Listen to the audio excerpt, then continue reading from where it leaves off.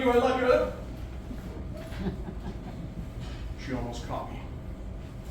Ooh. That was a close one. Real hard stop.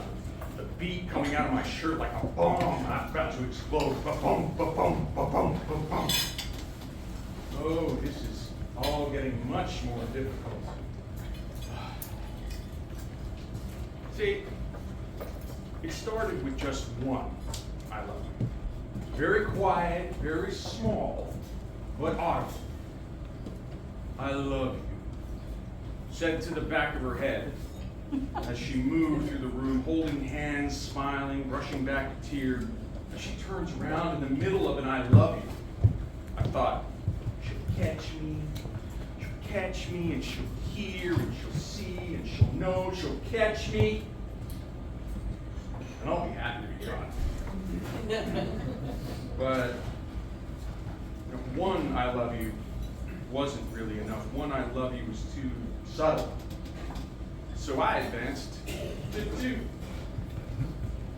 I love you. I love you.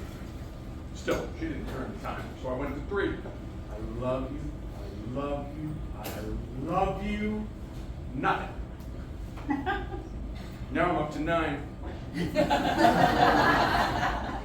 And this is the first time she's almost seen me say it. What would I have done if she had? It's been 9 times since the first at Carl Grunwald's funeral. Tessie in a red jacket. I know, somewhat inappropriate, admittedly, but it stands out. And that's the point. Red jacket, moving through the room, looking for her flowers, handing out her card. I was standing next to the casket, doing what funeral directors do when it struck me. All the years I'd known her, same town, same people, are always flung together, and suddenly she's in my mind all the time. First thing in the morning, last thing at night. I watched her, me standing next to Carl. Tessie giving her real estate card to Ruth Grunwald. Tessie never presses her card. They always ask. She doesn't push, but they do go home with her card every time. I looked at her with her red jacket, her black hair, her blue eyes, white skin, and I said, I love you. Even Carl could have heard me, but Tessie did not. Tessie came up to me. Carl looks good, she murmured. Thanks. He'd lost a lot of weight in the hospital. 6 weeks. I think we brought him back to some. Tessie smiles. Margaret Mary Walsh approaches the casket, and we turn. Tessie and I turn to face Margaret Mary together at the casket, both of us greeting her like a couple. The most natural thing in the world. It's been 9 times now. Next time I'll go to 10.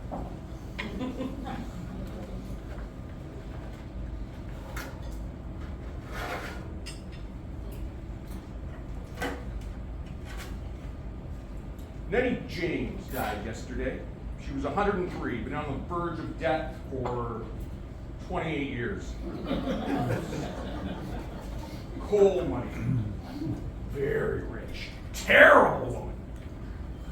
The Herald Star made up a headline for her obituary that read, Nettie James finally dies. Civic and social leader succumbs after a lifetime of condescension and bullying. They didn't print it. It's a big affair, private service. I got Tessie in.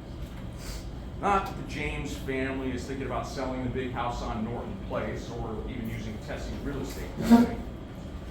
But it's good for Tessie to be seen. And I got her on the list. She's in the visitation room. Nettie James looks very small in her casket. She was tissue paper and cobwebs these last few. decades. I'm up to 12. I love you, I love you, I love you, I love you, I love you, I love you, I love you. She never turns. Admittedly, I usually start my chant when she's deep in conversation with someone. Margaret Mary Walsh, Bob O'Clock, or Wise. So there's little chance of her suddenly turning to look at me. Wouldn't it be wonderful if she looked at me? Wouldn't it be wonderful if she suddenly turned to look at me? What if I could catch her eyes suddenly turning to look at me? You know, a man can always feel a woman's irises clicking in her head when she turns to steal a glance at him. You can feel it in his peripheral vision. A little blue and white whip at you and back. Look back at her and the blue whips away. If I could feel that, then I'd know. There's nothing more obvious in life than one person looking longingly at another. Unless it's a person desperately trying not to look at all. I love you, I love you, I love you, I love you. I hate her name. Tessie. Not Teresa, not Tess. Tessie. She used to be married. Marvin Van Kirk. He's at Winterville High, teaches math. Expectations plus reality equals Marvin. They're still friendly. Marvin remarried Estelle in Calabria. Tessie got a real estate license after the divorce. Got the idea when Johnny Chris and Joe Bethel and Dale Featheringham and the rest of the 10 percenters all came to her mother's funeral. Tessie's now part of the pack. She's different. Or maybe I just think she's different. Nah, she's different. I love you. I love you. We're going to the service. Reverend Dr. James A. Zimbro III is officiating. I won't say Jim Zimbro's an unimaginative minister, but he is known in the trade as the Reverend Dr. Insert deceased's name here. He begins. The love that lasts. My mind withdraws to other places. It's a depressed real estate market. That's why Chris, Bethel, and the whole bunch swooped down so. It's harder for Tessie, but she's talented. And she has more than promise, I know. And the way she can describe a house, almost bipolar. She's on commission and it's getting tight. A slow season. She tells me about wanting to travel to go away to Mexico, the Berkshires, Spain. I tell her how difficult it is for me to get away. No slow season. She laughs. Her laugh, her smile, flashing eyes, her floating hair. She has not had an easy life. Her father was an alcoholic. Mother spent 12 years dying in a state hospital. The divorce. And she wears a pacemaker. Tessie. Something congenital to regulate her heart. I love you. I love you. I love you. I have to help her. I will find a way to help her.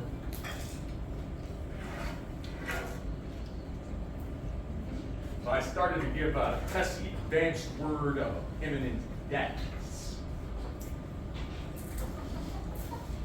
Sometimes I get a warning. Hospital, police, friend in power. Last week, Bill Goodpaster tells me his wife Marge has a brain tumor. Bill thinks she may not last the week. Marge looked so old last time she came in here, and Bill looked like Paul Newman on sheep gland injections. Marge is dying, the house is too big, Bill tells me, I tell Tessie. Unethical?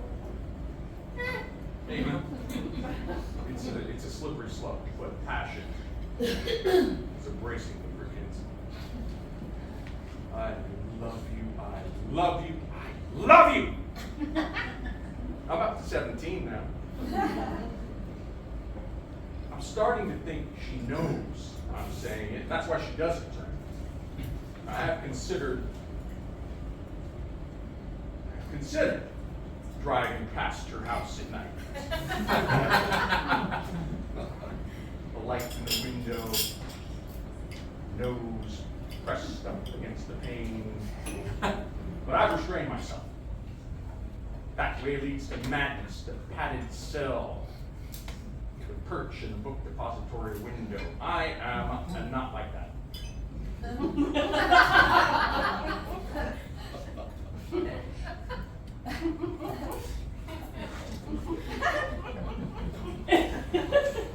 Why don't I just tell her? You know, what's the worst that can happen?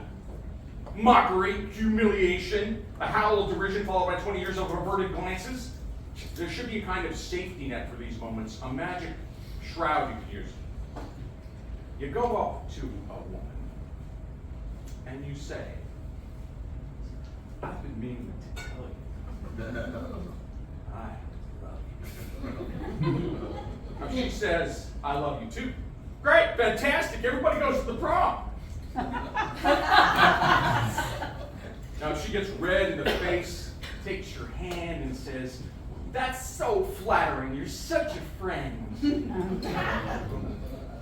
Then you say, excuse me, but I have to lower the magic shroud now. And she forgets everything you said to her in the last 30 seconds. You're such a friend. Dagger to the heart. Anyway, Orange Goodpasser died yesterday. Bill called from his Jaguar. Tessie came early to the visitation. I wanted to introduce you to Bill before the cremation and the rest of it going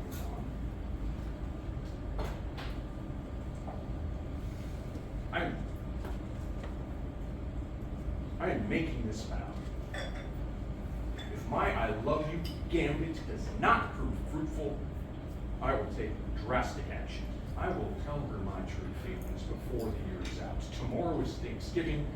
Jim Zimbro is talking about the love that lasts. I have 35 days.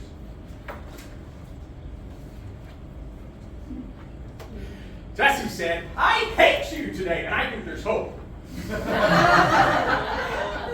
At the Green Mill, we bumped into each other outside the bank, Christmas shopping. I offered lunch. She said she had to meet Bill Goodpasser to show his house. But, she says, and I quote, oh, what the hell? Let's do lunch. What do you think of that? We were talking about these last few referrals I made her. She sold 3 houses, good commission. She's breathing a little easier now. And she wanted to take me to lunch. I told her, you know, I can't keep slipping you these tips. We're gonna run out. I'm gonna have to start killing them myself. She laughed. She said, you're terrible. I hate you. And she slapped me. Just my lower arm across the table next to the coffee cup. Her fingers brushed my wrist near my watch, in the skin. I almost jumped. Red-faced, adrenaline, dizziness, vertigo. Just a touch on my wrist. This has happened to me before, this sort of thing. Goes away. I'll let it run its course. Lasts a few weeks. This one is in its 11th month. Is it painful? It hurts. But not like hell. I'd rather have this particular pain than its particular absence. Desire plus denial equals, well, I'm not Catholic, so I don't know how it equals. But it has gone on for too long. Fury or humiliation, I will tell her by December 31st, New Year's Eve. But I wish she'd guess it first. I wish she'd tell me Read my mind, read my lips. Maybe you'll start using code, writing I love you in the floral tributes or underneath the lids of the caskets. Cryptography in this rule of the dead person's hair. Find Anita! Suddenly, out of nowhere, she asks a question. Do you know when you're in love? My heart stopped. What? I said, she says, do you know when you're in love? Oh, yes. How? I am stalling for time. I'm trying to think, but I'm on fire. My brain is swimming, the floor tilts as a scent into maelstrom. Finally, I manage a cracked voice at the bottom of my shoes. You always know, knowing isn't the point. The point is action. The point is speaking, the kind of action, that kind of courage. I'm swirling in her eyes, her hair. She is smart. She is bright. She has depth. She has breadth. And the world is lit by lightning. Why do you ask? I ask. She doesn't smile. She looks at me. 3 seconds. Eye to eye. 1, I love you. 2, I love you. 3, I love you. I'm shouting the words into my mind, but my lips are sealed. She can hear me. Please, God, let her hear me. She breaks her stare. Never mind. She'll pay the check. I'll leave the tip. Exiting, I place my hand under her elbow. She allows it. She does not come in. Outside, she kisses me goodbye. Cheek. Another detonation of my skin. My heart is racing. She walks away. The last I see of her is a slip on a patch of ice. She rights herself before she turns the corner. Today is December 7th, a date that will live in infamy. Ed Carpelati died, and Tessie didn't come to the funeral. It was a 3-day affair. I'd left a message on her machine telling her about Ed, just the usual, but there was no reply. A day passes, I call her again, get her machine, leave another message, no reply. 2 days more, the day of the burial, December 21st, the longest day of the year. I tell Jim Zimbro, we should go another day. Not everyone that would want to see Ed has had the chance. You want to extend it? Jim looks at me like I'm nuts. What about Art Wise, Johnny Chris, Joe Bethel, Dale Featheringham, Bill Goodpaster? Bill's in Florida, says Jim. He went down on Friday. He and Tessie.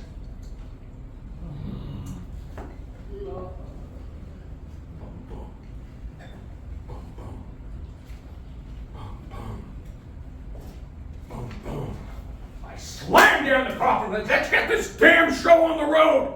I propel Ed Carpelati into the service room, the coffin cart banging into the door frame as I take the turn on 2 wheels. My heart is pounding. Had she been seeing him long? Was it him she was talking about at the Green Mill? Did I miss something? Was I confused? Was there a code she was using? Had she been saying, I love you to me, and I just wasn't listening? Does she have any inkling at all? Am I a fool? Blood is crashing against the rocks in my ears. Bum, bum, bum, bum, bum, bum. Will someone not stop this ridiculous heartbeat? Surely everyone will hear it. Surely everyone in the room can hear it.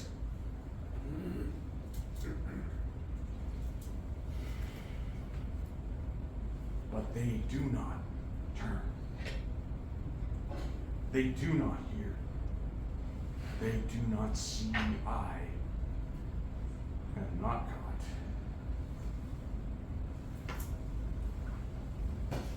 Afterwards, Mary Margaret Walsh takes me aside and tells me she has never been so moved by a service. This woman has always been good and kind and one of my regulars, so I do not hit her.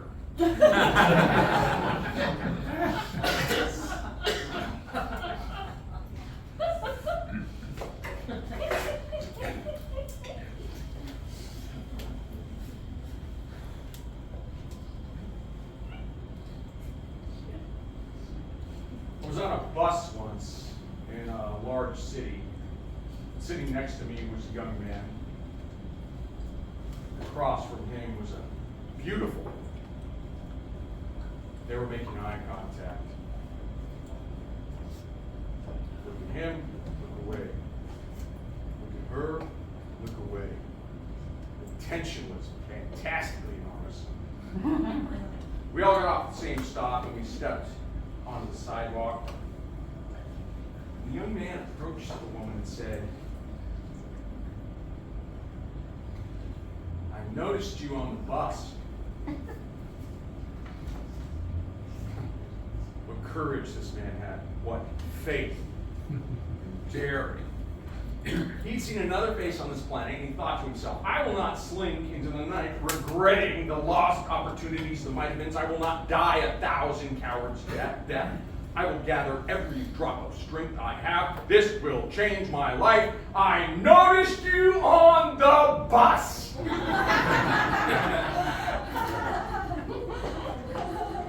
And the woman said, "So?" and walked away. He will always be my hero.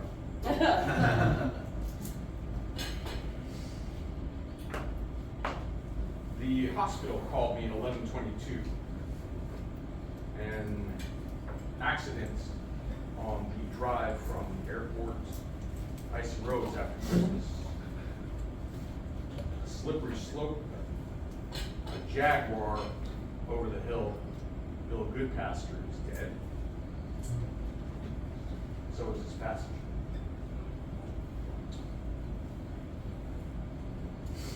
As Tessie's family is gone, Marvin Van Kirk will make the funeral arrangements. Marvin calls me after midnight. Will I take care of her personally? Not one of the assistants or Pop, who still comes in occasionally, me. You were such a friend of Terry's. Terry? Huh. They bring her in the next afternoon. It's the law, when there has been no previous illness or attending physician at the time of death, to conduct an autopsy on the body, which means that certain surgical procedures have already been completed. I asked Pop to help me in the surgical room. I don't want to be alone. He hobbles down, his cane shake. I notice her hair, gray at the roots. Was she growing it out, or did she not have a chance to color it? I attach the machine, I prepare the instruments, needles, tubes, for partial plate out. I smooth the crow's feet around her eyes. I do what we do to her eyes, her lips. What we do is we seal.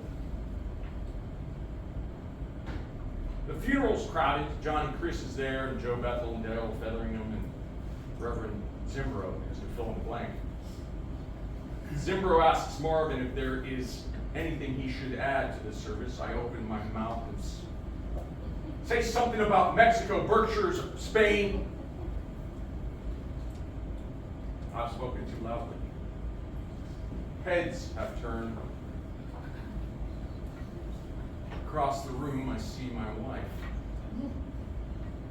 Yeah, Mirror me.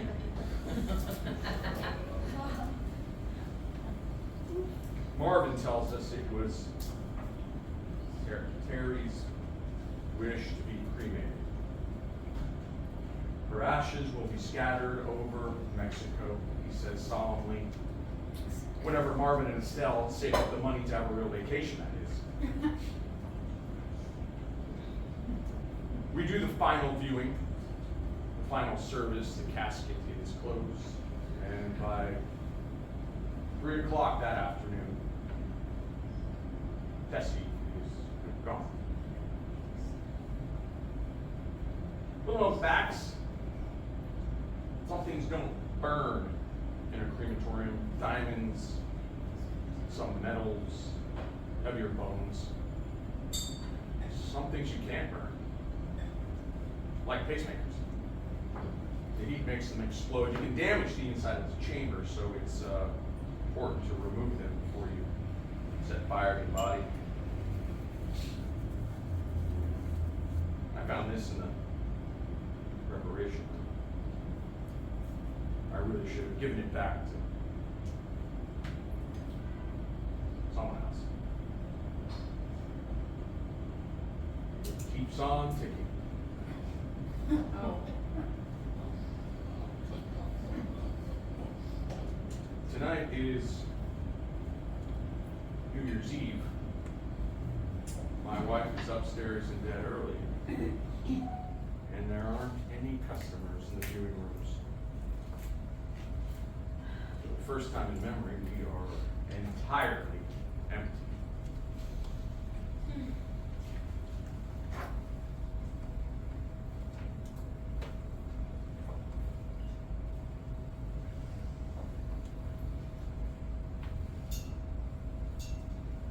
Turn around.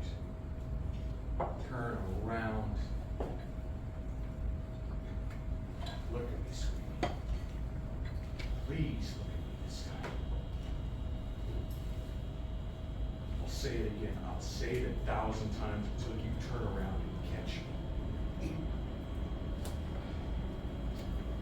I love you. One. I love you. Two.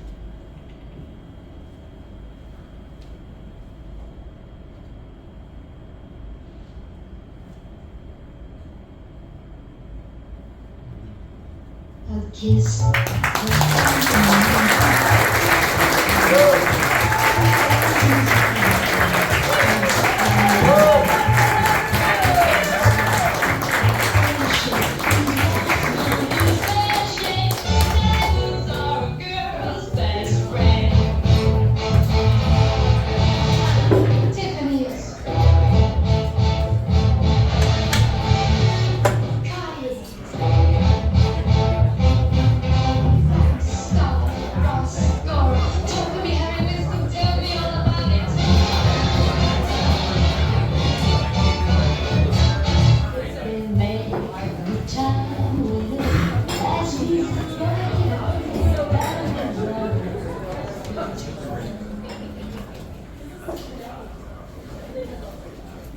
I've been stealing jewelry off corpses for years.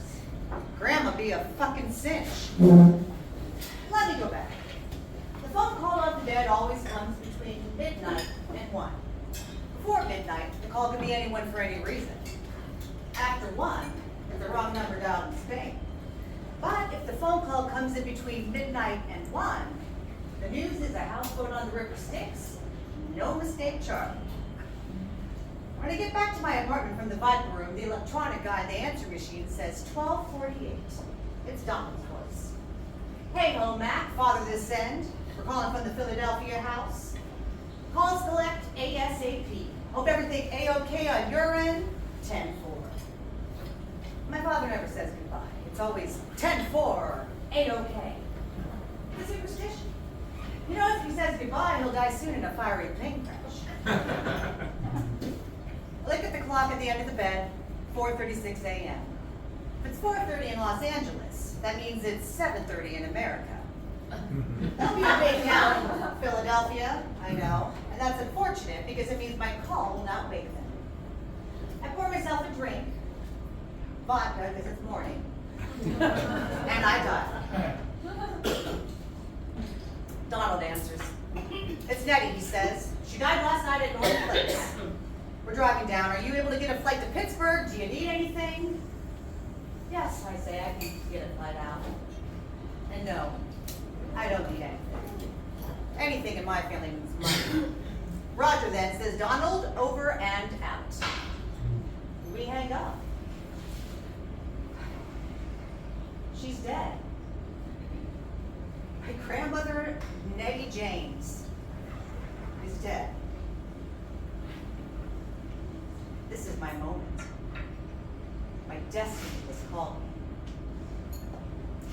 I should call USA to see if I can get a flight out at 9, but first I check my wallet. A 20 and 3 ones. The bank account is overdrawn and my plastic is strictly dead zone.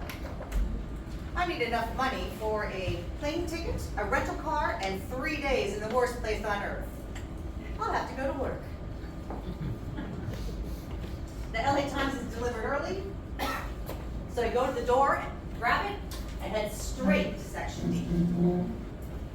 Rosalind Marquette, 83, Tarzana. No. Elizabeth Quilty, 69, West Hollywood. Nope. Miriam Cass, 86, Beverly Hills. Miriam Cass. Survived by her husband Maurice, viewing at 9. So I get a later flight. By 9, I am at the funeral home on Sunset Boulevard. My bag's in the back of the taxi I've asked to wait. I dawdle until a crowd develops. A field of blue hair and blue stoles. Maurice must be the blind old guy in the 1964 Savile Row suit. I pay my respects to Maurice, my condolences. How I met Miriam. Me, yes. On the trip to Selland, exactly. How Miriam spoke of Maurice. Yes, well, he was sick in the stateroom. I'll just say goodbye, and suddenly I'm in line, 2 people away from score. Open casket. I inhale, swallow. Somehow in this business, it's always the first time. I close my eyes, bite my lip, and the tears well up. I bend over to kiss Miriam goodbye, noting that she is absolutely encrusted. 2 pecks on the corpse on either side of the face in the continental manner. When I pull back, my mouth is firmly shut, a supreme effort to not lose control of my emotions. Once I'm in the cab, I open my mouth and take the earrings out. Everyone, Jack Ruby's. Right? My friends will give me $3,000 for them, which is enough for an open-end return ticket, a good rental car, and plenty of scratch until I get mine from Nettie James. 4 hours later, high over the tundra, a glass of champagne stapled to my palm. Thomas Wolfe once wrote, "You can't go home again." Thomas Wolfe was a putz. Of course he can go home again. They make you go home again all the time, endlessly. But this time it's different. I'm gonna get something from this trip. High over Ohio, I close my eyes and imagine I'm on the Charlie Rose show. The black, dark background, Persian carpet, the good wood. Jodie Foster has just left and Gore Vidal is waiting in the wings. Charlie turns his clef to me. How'd you get your start in, well, I guess we'd have to call it, heck, corpse robbing, right? Right you are, Charlie. Well, it was like this. You big, dumb, handsome guy that make read books. I was broke. Just moved from Stockbridge to LA. I wasn't acting. A friend of mine had died a bad death. I hadn't been to a funeral in a long time, and they put me in charge of accessorizing him for the viewing. But his wrists were so small that his watch wouldn't fit, so I slipped into my purse for later. It wasn't until 3 days after the funeral that I realized I still had the watch. I was going to give it back, but it was a Rolex in a rough week. And anyway, give it back to whom? So I rationalized keeping the watch and selling it, and then finding ways to do it again. It's kept me in high five figures for 8 years now. Never been caught, knock on cherry wood or naughty pine. I even know some people in the business now. You know, we recognize each other as funerals, tricks of the trade stuff. Who's using lubricant, pliers, wire cutters. I saw a chick with a magnet once. She was a fucking trip, man. Now, some jobs are dicier than others. I stole a gold tooth once. Yeah, don't ask. But gosh, Mr. Rose, is there anything you won't steal? Sure. A wedding ring, a friendship ring, and a Dakota ring. There are limits.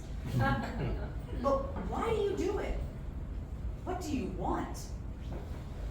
Want? The touch of something that has touched another. Bring on Gore Vidal, pal. Ask him what he wants. At Pittsburgh, I rent a BMW, and an hour out of the airport, past steel mills, past strip mines, past the same farm for 50 miles, I arrive over the river into the woods to grandmother's funeral. My parents, Donald and Dorothy, stand at the first position near the head of the casket, receiving the dukes and barons of the town. My mother's sister, Aunt Tina, sits in the corner, pleasant, sweet, smiling, an idiot.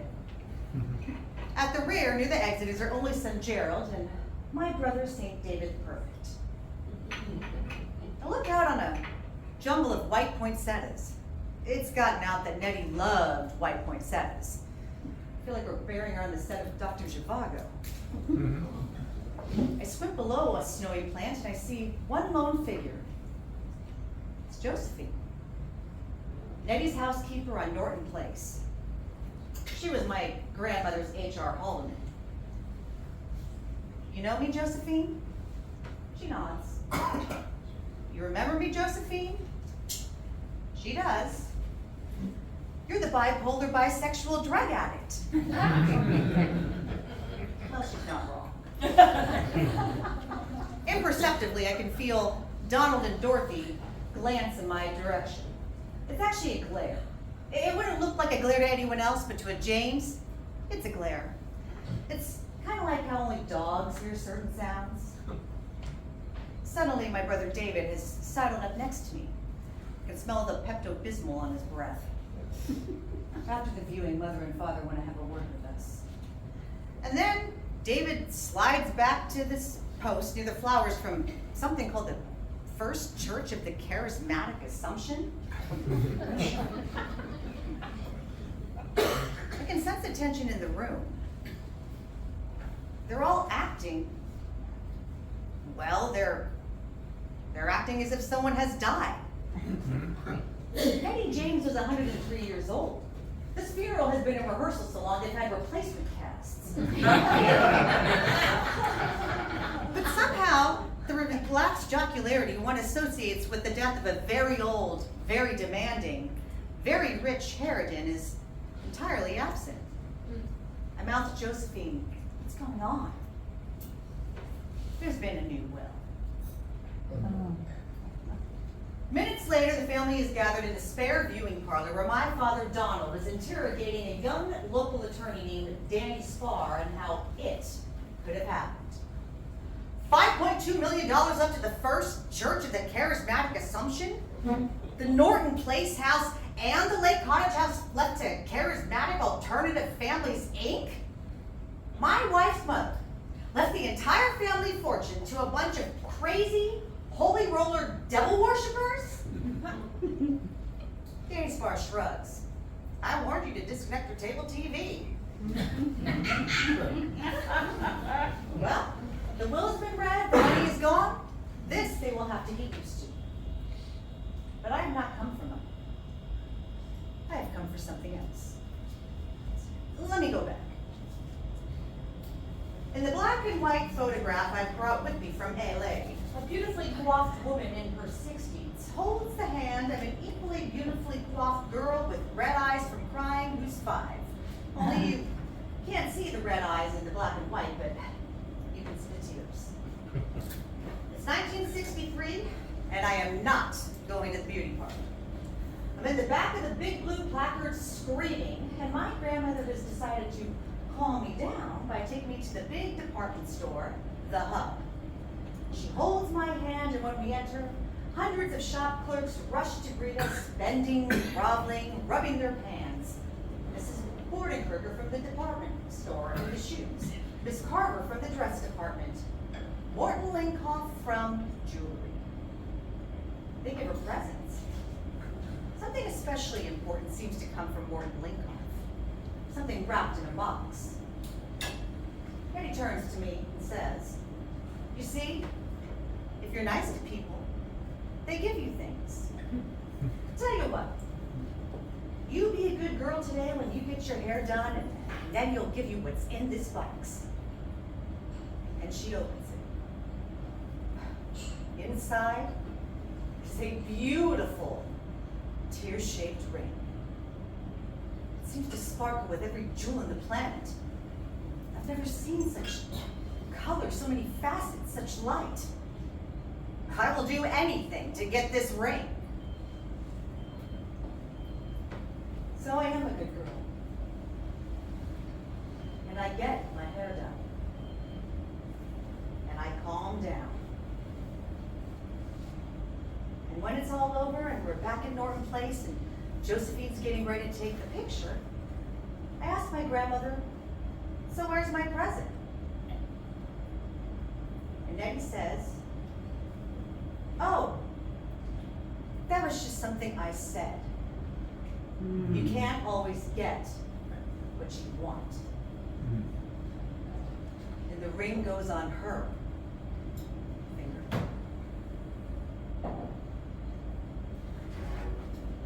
The family returns to the parlor where the second viewing has begun. There's a crowd around the casket, so I decide to take a stroll through the competing parlors. I peer around, case in the joint, when a little old woman who seems to live at the funeral home, she has her own chair, approaches me. Her name is Margaret Mary Walsh, and she remembers me since I was, I don't know, an embryo, a sperm with eyelashes.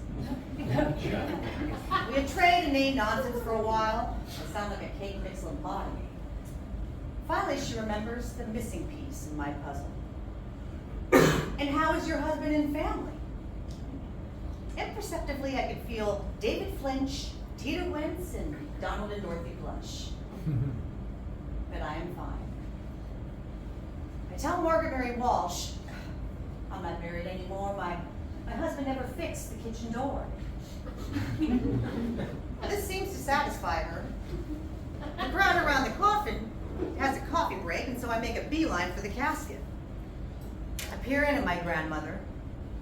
Someone nearby murmurs, "She looks good." I nod. She looks like Stalin. Her hands are folded, touching one over the other. She always wore the dinner ring on her right hand, and that's the hand I cannot see. It's covered by the other one. My fingers itch to pick it up. Turn it over. Try to keep my cool. Just how am I going to find out if she's wearing that ring? Suddenly Donald has come up to me. "Mac, we have a problem." Nettie's new will left instructions specifying certain pieces of jewelry she wanted to be buried with. Now, the funeral home won't take responsibility for the pieces overnight. Their policy is to have the family do the physical removal from the body and keep the jewels until morning. Now, your mother's in no state to do this, nor is your Aunt Tita, nor me, nor your brother. He can't touch dead people. David is a surgeon. Okay. Right? We would like for you to do it, Mac. Oh, I couldn't. Mac, your mother and I didn't stop stop you from going to Los Angeles when you should have stayed in the hospital in Stockbridge. We didn't even stop you when you changed your first name from Jane to McTeague. This is the family service we are requesting, and one we expect to be performed. Unless you feel you are incapable. I look at my parents. All right, I say.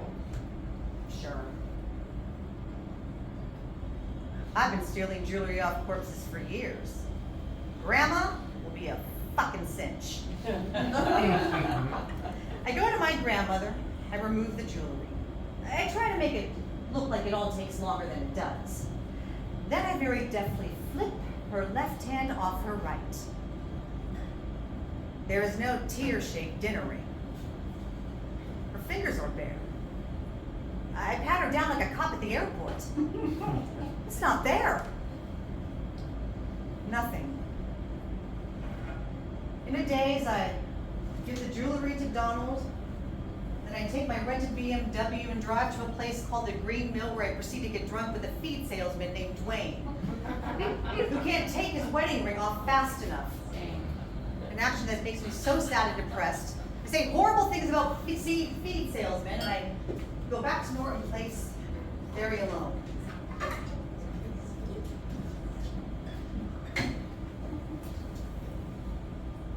I'm in the pink room in my grandmother's house, in the pink bed that has been mine since I was a child. In the darkness, I dream of Jack in the night. Jack in our house in Stockbridge, holding hands with Paul and Laney at his side. Why can't you love the littlest things, he says. The things you can hold in your hand. What do you want from this world? And then, in the dream, Jack takes my hand and places 3 rings on his fingers and says, "Is that why you tried to kill yourself?"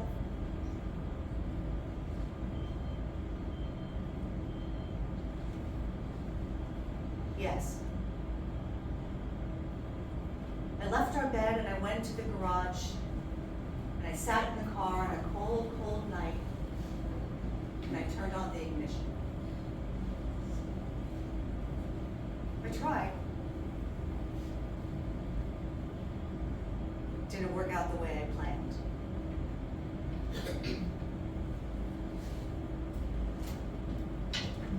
The next morning, I call the airport to get the soonest possible flight back to LA. My bags are in the BMW outside the funeral home. Inside the funeral home, I'm at the post for the 3rd and final viewing. When out through the field of poinsettias, I notice a tiny bald man deep in conversation with Josephine and Margaret Mary Walsh. They're whispering together. They look in my direction, and the bent, hobbled old gnome approaches. It's Morton Linkoff. Morton Linkoff from the Hub. He's ancient now, like Yoda. And much to my surprise, because, what are the chances, he asks me, "Where is that husband and those 2 kids?" My words come out as ever. I'm not married now. My husband never fixed the kitchen door. I try to walk away, but Morton Linkoff is persistent. I remember you coming into the store with your grandmother, must have been about 30 years ago, the day you were going to get your first hair done. Your grandmother had come in to pick up a ring your grandfather had you design. A dinner ring, beautiful thing. The one she's wearing right now. I am Morton Linkoff's oxygen, my face is so close. You mean the tear-shaped ring? Yes, he beams. Beautiful work from a talented wholesale genius I had in Hackensack. Only came to town twice, 3 times a year. Your grandmother had it sent to be cleaned before she died. I just gave it back to Mr. Funeral. Your grandmother, she wanted to be buried with it, and who are we to argue with the dead? It's there. It's there. Why shouldn't I take it? It was by rights. It was by rights. Mine. Oh, and I need. I want. The service is about to begin. The family is to pay its last tributes one by one. I go into the powder room so that when I return, I will be the last. This is an affront to protocol, but it's the best method. It's worked for me a billion times, and it'll work for me again. Out of the bathroom, I sustain the glares, but I am resolute. No one dare stop the emotional granddaughter from her final embrace. I approach the subject, my grandmother, my mother's mother, the source of my being. Cold and dusted pink and blue. I look down. The ring is there. The eagle has landed. I lead my face to hers, I kiss her cheek, and I place my hand upon her ring. Her ring is harder to remove than I had hoped. Like the fingers have swelled. I pull nothing, I twist nothing. I do not want to break her finger. It is an occupational hazard, and I don't want my grandmother to be my first snapper. And then I look down. Because Nettie's eyes, my grandmother's eyes, are wide open and watching. Grandma? Hello, Jane. Going to steal my ring? Maybe. Sweet Janie, why have you been lying to my old friends about that family of yours? Her hand has mine in a grip so strong and tight that I'm afraid my fingers will break. You've been lying, Jane.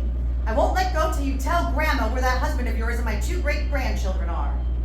I'm pulling away from her now, but her hand is at my wrist, now my elbow. Now she's pulling me close to her face. Tell me the truth, Jane.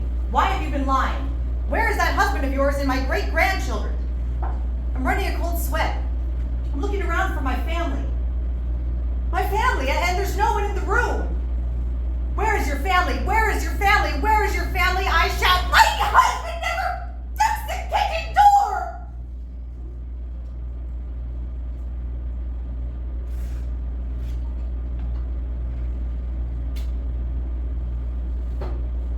And after I fell asleep in the garage, I finally woke up in a hospital in Stockbridge. And I asked, where's my husband? Where's my daughter? Where's my son?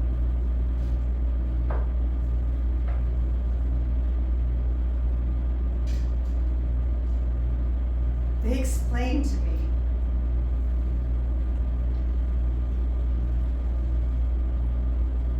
that because the kitchen door and the kitchen were attached to the garage, and because the kitchen door had never been fixed, the lock had opened, and the door had opened, and the air from the garage drifted into the house, into the bedrooms and my family. My husband, my children, my littlest things.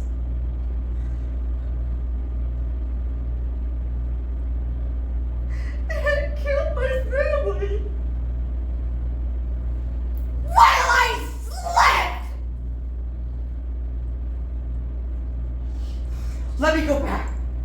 Let me go back, please, let me go back! And the ring comes off. Someone taps my shoulder. It's time to close the casket.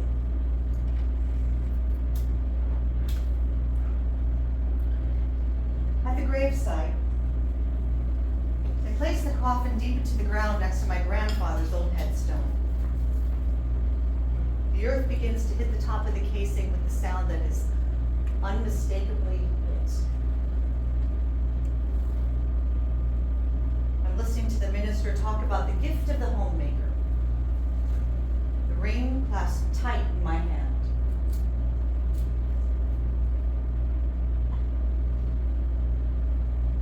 I did not die the day I tried to kill myself.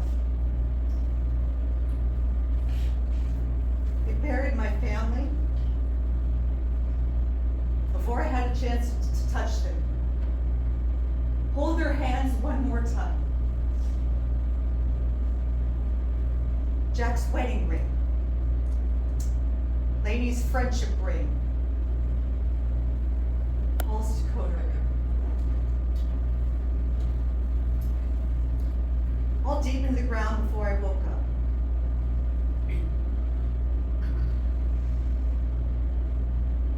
But I am alive. And my grandmother's ring is cold to my touch. It is not what I want or need. At long last, the minister is finished. My mother steps forward and throws in a clump of dirt, then Antita, then Donald and David and Gerald. Finally, there is me. I go to the hole, cut in the ground. I gather the dirt, and I let it fall. The clump of a clod of earth, a sprinkle of grain and rock, a rain of dust. And the silver note, as the ring bounces off the lid and disappears deep into the soil forever.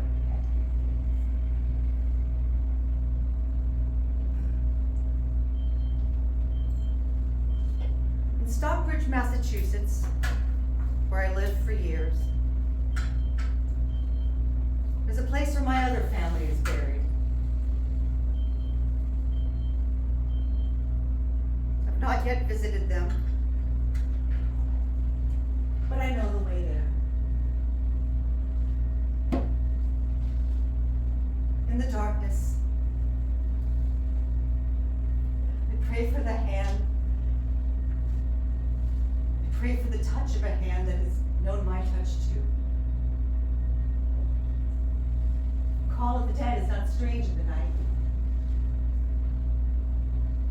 No one can ever steal anything from my family. Ever again. Tears freeze in the cold. And when they hit the stone, they break to a shattering of colors and facets of light. I gather them up close to me and I am warm. Like a thief in the night.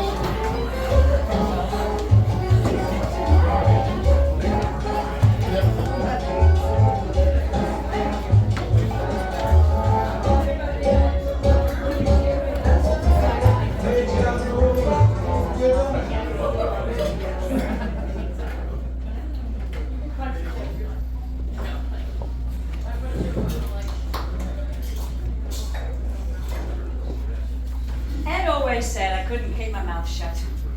Well, he didn't always say it. I think he said it once. He never was a talker. Even before we were married, he'd clam up at dinners, parties. He knew I hated him being so quiet. And I'd say to him, Ed, at least look like you're talking to me. So he tried. And whenever he didn't have anything to say, he'd turn to me and start to mutter, Mary had a little lamb, he'd say. And I'd come back with its fleece as white as snow. and everywhere that Mary went. But you get the idea. People thought we had quite a rapport. Well, Ed gave up smoking 4 months before he died. Then he had his first heart attack. He'd been on the patch since early September. Even while he was in the hospital, before the second one hit him and all the funny business started to happen, Ed joked he was down to 2.5 patches a day. I told him the biggest change it made was to our sex life. It is just not romantic to turn to the person next to you after it's all over and offer them a small package to stick on their ribcage. He still had one pumping away on him the night he died. That was in Pittsburgh. We'd moved Ed to Allegheny General when things started to go haywire. St. Joseph's here in town just isn't equipped for that kind of thing. By which I mean a decent hospital care when your life depends on it. We moved Ed on Thanksgiving morning during the broadcast of Macy's parade. Debbie made all the arrangements, and by the time the ambulance got him there, his watch and one of his rings had been stolen. They even managed to steal his gold medical alert bracelet. We should have taken them off. Debbie said she even thought about it, but felt creepy, wrestling her father's jewelry off before they carted him away. Something about it being too Dickensian for words. I never know what Debbie's talking about. Ed gave up smoking on Labor Day, had his first heart attack on Halloween, his second on Thanksgiving, and he died just before Christmas. Well, he always loved the holidays. And when we brought him back to the funeral home, the undertaker's assistant asked him, is there anything he could do to make Ed look more natural? Give him a goddamn cigarette. Natural. He died wearing bifocals and a hairpiece. What's going to help the illusion with that? Debbie picked out the suit and tie, the pocket hanky, the cufflinks shaped like bulldozers, the hairpiece. He had a lot of them in the bathroom. All his hair on these little white heads. You could watch Ed age on those heads. After the funeral, Debbie told me that she'd slipped a pack of Camels into her father's pocket before they closed the casket. Sort of as a symbol like the Egyptians or the Vikings taking a talisman to the great beyond. I never know what Debbie's talking about. Debbie's back home in Wisconsin now with her second husband, the assistant provost, and the twins, and her unfinished novel about a woman in Wisconsin with her second husband, the assistant provost, and the twins.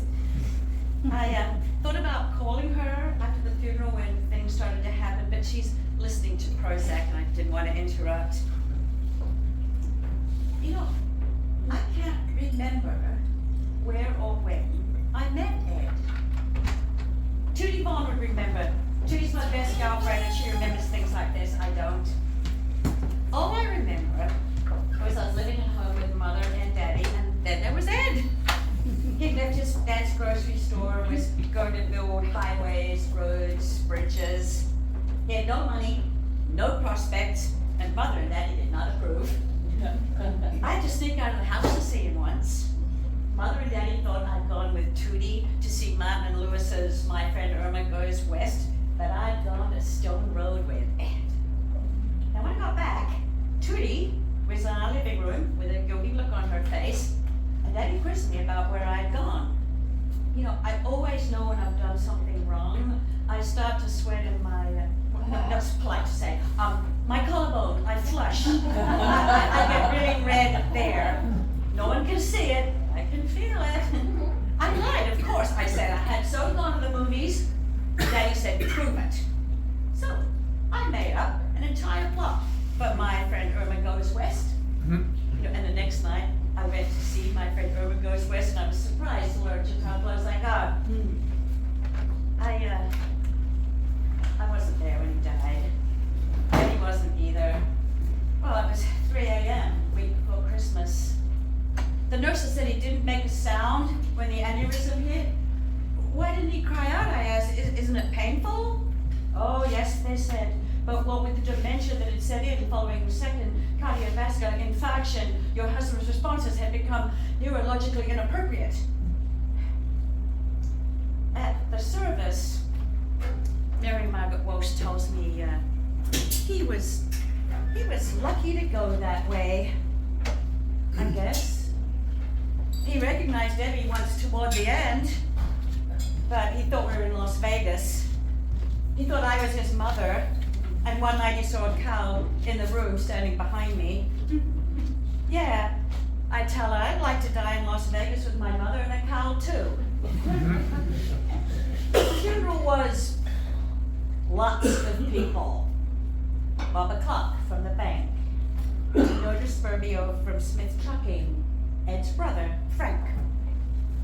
You know, funerals make me tired, even other people's. I don't know how undertakers do it. Oh, no, they prefer the title mortician. But that always sounds like death with air freshener to me. Undertaker is right. They undertake what we can't. When did I meet Ed? When and where did I meet my husband? It was 3 days before I could get down to the office.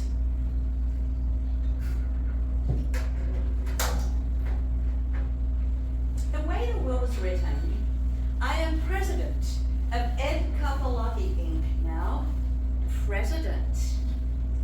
Debbie asked me over the phone if my first official act will be to recognize Cuba. I laugh like I know what she's talking about. Ed's secretary, Joy, showed me what our attorney said I needed to see. On paper, it looked like the construction business had been slow. Well, business had been bad the past year, but the files showed assets. We'd be fine. I said that to Joy. We'll be fine. Well, Joy just looked at me. I went to see our attorney the next day.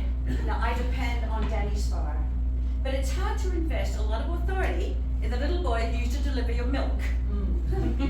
I go down to the office at the bank building, Barbara Clark's bank, where Ed's company did business. Bob smiles and waves at me from behind glass doors in the lobby, and he makes this motion with his hand, and I got to give him a call maybe, or maybe he wants me to stir his coffee with my finger and then put it in his ear. I wave back, Daniel, excuse me, and I talk for a while about Ed, about the funeral, about what a wheel of dealing he was, and then Danny takes out a file marked bank. Virginia, did Ed ever ask you to sign anything over the last year? Any papers, documents, agreements? Ooh, I could feel it as Danny Spar asked that question, the heat beginning to rise on my collarbone.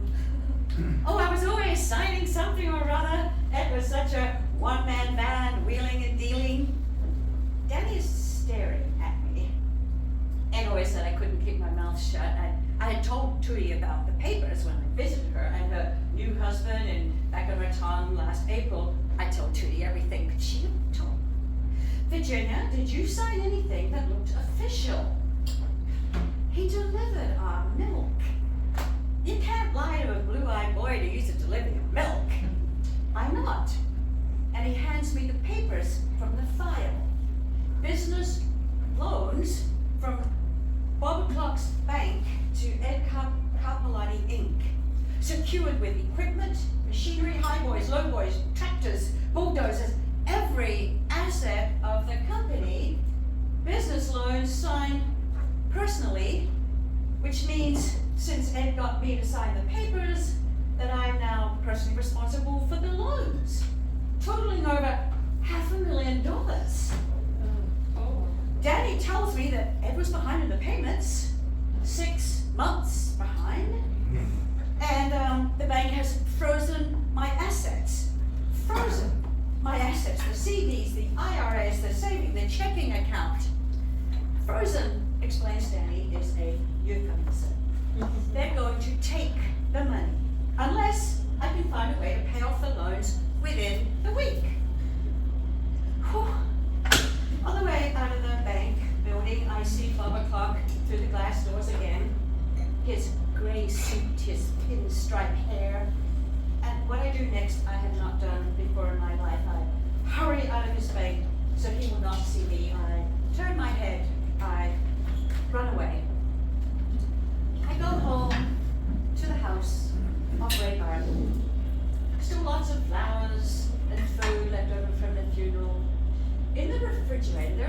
casserole made up entirely of boiled apples, spam, and noodles.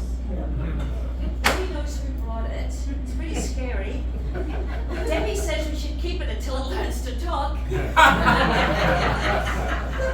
go into Ed's den where he spent most of his time at night on the phone, talking to the foreman, Joy, other men. Sometimes he'd shut the door. I go to the sunroom where I live. There were 3 messages waiting for me on the answering machine that Debbie brought us to prove that she really does phone home on Sundays. The first is from Tootie in Boca Raton telling me George Erskine died in his office at the glass factory, killed over in the middle of a meeting with his auditor. He and Nancy were going to go to Hilton Head on Saturday. The second is from Debbie telling me she's been invited to a writers' conference in Saskatchewan, and for some reason she has to pay for it herself. She even mentions the exact amount. And would I like to get away from town and babysit the twins for a week? The third is from a voice I don't know well. Jen, hey, this is Dino Desperbio. I'd like to talk to you. Like to take you to lunch. Give me a call. I hate these fucking things. Oh, that's what he said.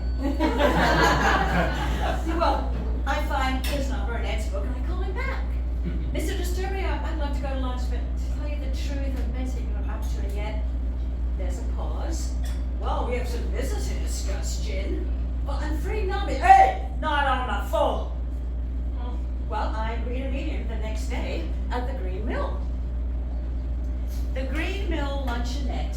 Everyone in town likes to do business at the Green Mill Luncheonette instead of in their offices. I don't know what they do in their offices. Eat lunch, I guess. When I go in, Dino Desperbio is sitting in a booth at the back. No, I won't say Mr. Desperbio is fat, although almost everyone else would. Sit down, Jen. I do. Jen, you look good. Are you wearing any federal wiretapping equipment? This is the first time I've ever been asked this question, but I think I handle it well. No, I'm not. Not today, anyway. Thank you. Jen, I'll get to the point. You know your husband, Ed, he was a real wheeler dealer. We had a lot of fun together, a lot of laughs, a lot of cups of coffee. Cuts into a piece of peach pie. Ed ever asked you to sign any papers? My collarbone has been on fire ever since I heard his voice on the phone the night before. See, Ed, he wanted to sell me half his landfill he owned. I think he needed the money, Jen, and I told him, hey, Ed, I don't want to buy any partnership, but tell you what, I'll loan you some money at a good percentage. How much you need? And Ed told me, and I give it him. How much you give him? I asked. 50 million. $500,000. At what percentage? 50. Now, I'm not a financier, but even I know that is not a good rate. Do you remember signing a piece of paper, Jen? Do you have the money, Jen? I shake my head. Well, what are we gonna do? Dino is the owner of Smith Trucking. They own no trucks, and there never has been a Mr. Smith. Just saying. I go home to the house on Raybon, and I look at the answering machine. The red light that says I have 4 messages. The first is from Tootie in Boca Raton, saying Art Wise was found dead in the drugstore he owned. The store's being closed by the police, and his files have been sealed. The second is from Danny. He has to get back to Bob o'clock. The third is from Bob o'clock. Would I like to have lunch at the Green Mill? The fourth is from Debbie. She says her Mazda was in an accident. Now, I assume that means that she was in an accident, but the way she phrases it sounds like the Mazda had a night off and got into trouble. The repairs will cost more than the insurance will pay. She even mentions the exact amount. I have to call somebody in the family who can help. I pick up the phone and I dial Ed's brother, Frank. What's the problem, he says. Not over the phone, I say. The next day, I meet Frank at the club, in the grill room, which we call the coal room because of the coal wall that the James family donated in 1959. Debbie says it looks like something Frank Lloyd Wright would have done with in the Appalachians. Frank grins from a table at the back. How you doing, Virginia? Fine, I say. I'm not wearing a wire. It's strange to look at Frank, you know, seeing parts of Ed in him, like he's a dream of Ed that's not quite right. Frank's a developer. We talk about the property market, about his son Randy's pending marriage to one of the Wickham girls, which pleases Frank and his wife Lorraine no end. Randy is being groomed to run the business and still lives at home. Debbie calls him Boo Bradley without the charm. Over the shrimp cocktail, I start my speech about Danny, Barbara Clark, Dino, and finally I stop. And then Frank speaks. Virginia, you know, Ed was a real wheeler dealer. How much did he borrow? It's $300,000, Virginia. At 50%, I asked. Frank looks hurt. I was his brother, Virginia. I gave him 18%, and truth be told, I'm taking a beating. I begin to explain to Frank, I have no cash, no savings, nothing that's not frozen or encumbered. Frank's still looking at me. You have the house. I blink at my husband's brother. Virginia, Randy's getting married next month, and he and Courtney will be back from St. Bart's on the 1st. They're thinking of building on some property that I have behind McCauson's Manor, but, well, Randy's always loved your house. He likes old houses, you know, big old white houses with lots of character. Character's very important to Randy. Well, he should get one then, I think. And those trees, those big oaks lining the street out front. Remember how he and Dad used to play together in those trees? They never played together in those trees. Randy took his pants off and threw rocks at the cats on the 4th tree from the right. Debbie stayed in her room reading something called The Bell Jar. Now, I could arrange to have Rand and Court in there by, well, let's call it the 15th. New paint, new rugs. Lorraine's got some great ideas for the master bedroom. I go home to my house on Bray Garden, and I look at the answering machine. The red line that says I have 6 messages. The first is from Tootie saying, George Erskine died, but it turned out he was embezzling from the glass factory. And otherwise it was a suicide because of some phony descriptions drug deal at the store. What's with these guys? Tootie says and hangs up. The second is from Danny, who says we have to have a meeting and he's willing to come to the house. The third is from Bob O'Clock's secretary saying Mr. O'Clock wants to see me and he's willing to come to the house. The fourth is from Dino, who wants to come by the house with a friend named Vinny. The fifth is Lorraine, who knows an apartment for rent behind the shopping mall parking lot. The sixth is from Joy. Do I have any idea how to meet this week's payroll? I start upstairs to bed, and as I go through the hall toward the steps, I stop. Under the front door, something sticks out. It's a manila envelope shoved halfway through. I open the door. It's below 0 out. Snow on the lawn, ice on the oaks. The street is quiet. I take the envelope, close the door. It's blank. I go upstairs to the bedroom, the bathroom, I lock the door. Ed's hair pieces watch me. As I open the middle envelope, it's a piece of white paper with letters pasted on it like a kidnapper's ransom. I have a list of 13 things about Ed Cappellotti, embarrassing to him and to others. Have $1 million ready by this Friday, small bills, unmarked, in a suitcase, or I will release the list, tell no one. Not surprisingly, it's unsigned. You know, George Erskine's embezzling from his own business factory. Otherwise, is selling prescription drugs under the counter. Ed Cappellotti was, what would they say about my husband? Would they say this?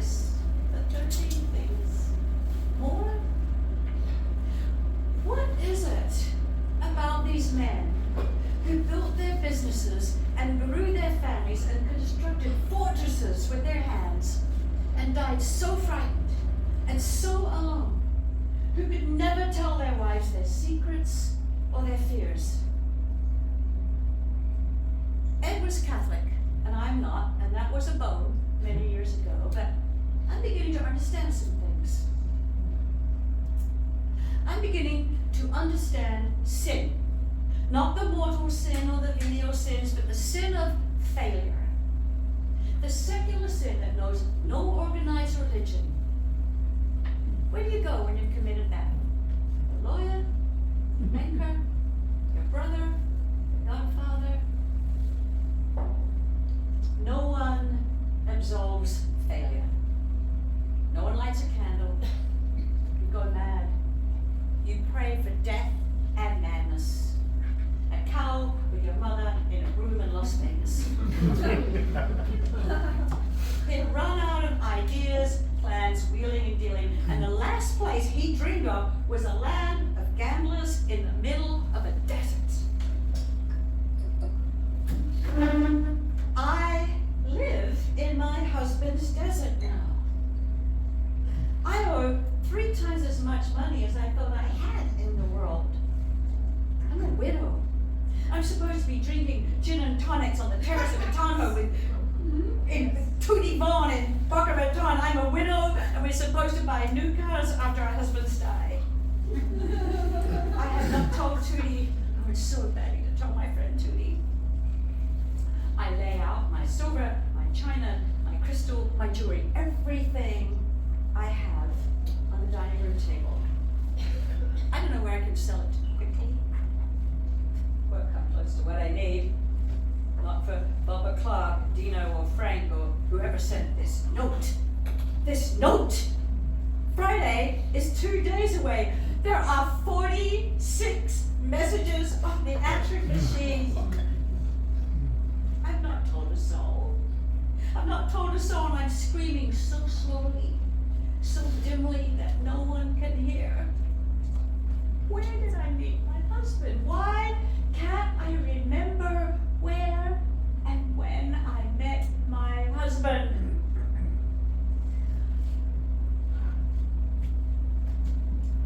I pick up the phone and I dial Tootie Vaughn in Boca Raton. We trade bits and pieces for a while, who's sick, who's dead, and why Tootie in Boca Raton always seems to know more about what's going on back at home than anyone who actually lives here. Then I ask her my question. And she says, she hasn't a clue where I met Ed. And I just fall apart, tell her everything.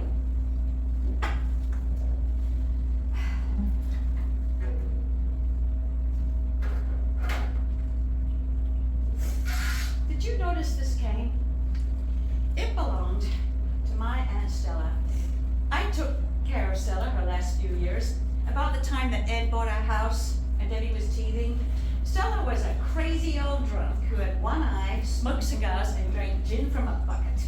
In pictures, she looks like an ancient female pirate in a wheelchair. Wild white hair, toothless grin before her single black eye patch. Debbie said she looked like the illegitimate daughter of Miss Havisham and the Hathaway shirt. I actually think I get that one. Stella gave me her cane in the nursing home that they took her in, and I said, "No, Stella, you hold on to this. You may need it." And she shook her head, winked her eye at me. "Keep it in a safe place for later. You'll need it." I like this. I won't sell this. It's amazing how deadlines come on the same day. The bank's deadline, Smith Trucking, Frank the note. I am sitting in my sunroom at 9:30 a.m. waiting for the hordes to descend upon my door. You know, it helped to tell Tootie about everything, about the list. She promised not to tell a soul. I am frightened, but I'm ready. I have my cigarettes, my cane, my answering machine. Let them come. First call comes at 9 a.m. Judy, Bubba Clark here. Hey, hi, say, there's been a gee willikers, some kind of list someone's got about Ed and some of his wheeling and dealing. And well, Jen, I want you to know that I'm sure whatever's in that list is just a darn pack of lies. And the bank will certainly do anything it can to make sure it isn't an embarrassment to you or anyone else. We'll do anything. I'll do anything. Anything. Don't worry about the loan, just keep it to yourself. Then he hung up. The next call came at 10:42. Yo, Jen, do you know hey, this list thing, what do you say we call it even, huh? Square one, 0, don't hold back. I hate these fucking things. The last call came before dinner. Hi, Virginia, Frank here.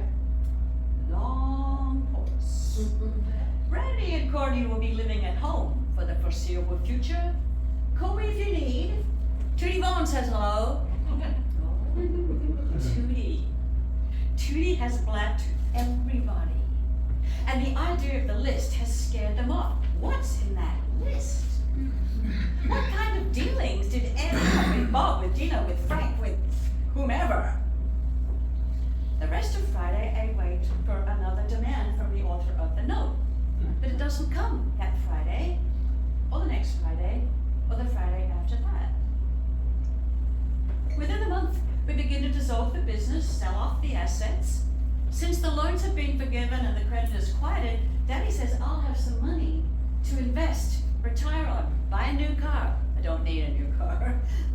At the office, Joy handles most of the real work. I just sign papers. The last one I signed, I told Joyce I'm recognizing Cuba. Joy doesn't know what the hell I'm talking about.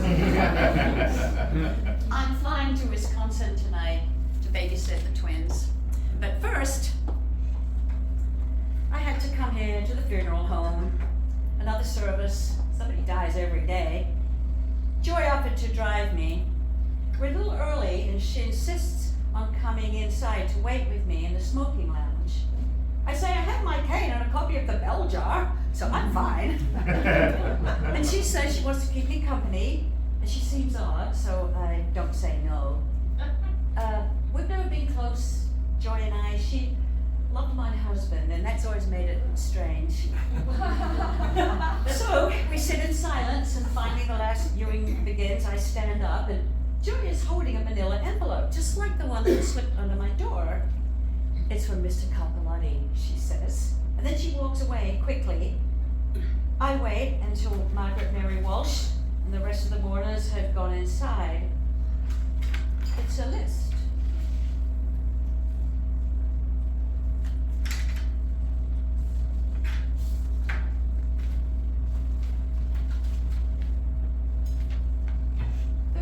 Things about Ed Capilotti.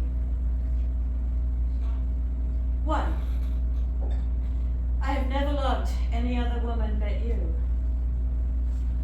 2. I cannot look at your hand without wanting to hold it. 3. I wanted to build you a house, but you loved the one on Bray Barton so much the day we drove by, I never had a chance to change your mind. 4, in my wallet, I keep a picture of you when you were 10 years old. I fall in love with you again every time I see it. 5, I think about you every night before I go to bed, so I can dream of you in my sleep. 6, My Friend Irma Goes West was the best movie I never saw. 7, I've always understood our child more than she could ever imagine. 8, we met at the Green Mill Luncheonette on February the 22nd, 1955. 9, I'm writing this in St. Joseph's Hospital. I am less scared than tired. 10, I have made mistakes. 11, but I think this last plan will work. Joy has my instructions. 12, you could never keep your mouth shut. I knew you would tell Tootie Vaughn about the list. You should tell the world. 13,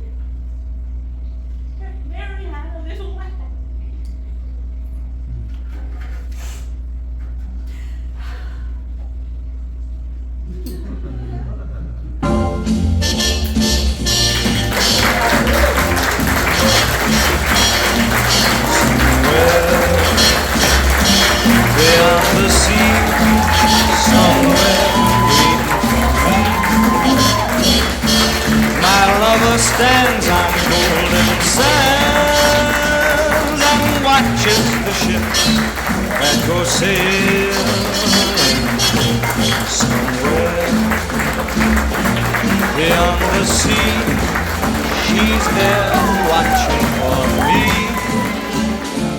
If I could fly like birds on high, then straight to her arms I'd go sailing. It's far